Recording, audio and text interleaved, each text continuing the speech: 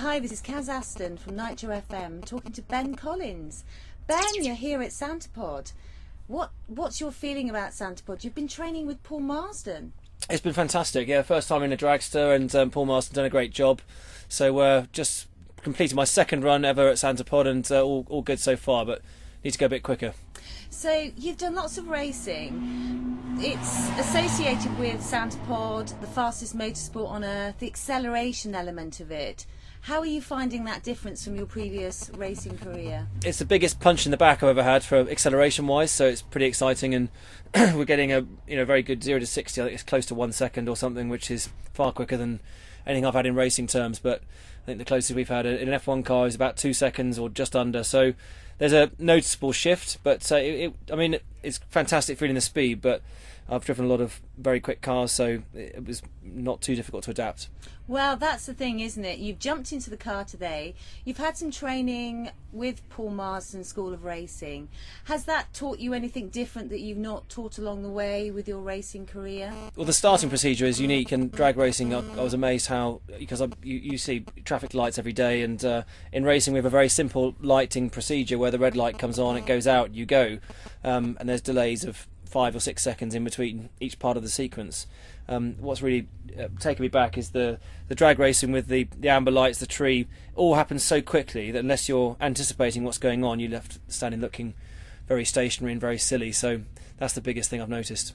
So what's happening now? Obviously we waited with bated breath to find out a little bit more about you with your previous television side of life with your role as the Stig. Yep. You've moved on from that now. What's happening in your world now? Well, I had 8 years working as a Stig with Top Gear, and it was great fun, fantastic time of my life, driving hundreds of different types of cars and going on various adventures around the world, which was great. And I decided it was time to move on. It was no longer, the key thing about the character was being anonymous. And with the modern media, it was one click on Google, you could find out who the Stig was, and I decided it was time to go.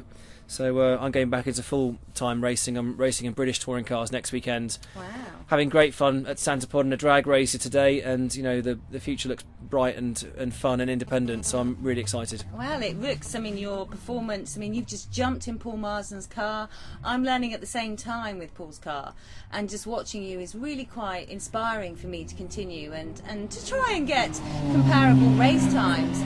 But, you were down on the start line watching Shelley Pearson, that's one of our brand new, the fastest British female, and likewise you also saw a Nitro Funny Car. So yeah. Does it tempt you to want to come back and try that? Well, I just watched Shelley go down in that top fuel, and after she disappeared into a haze, picked my jaw up off the floor.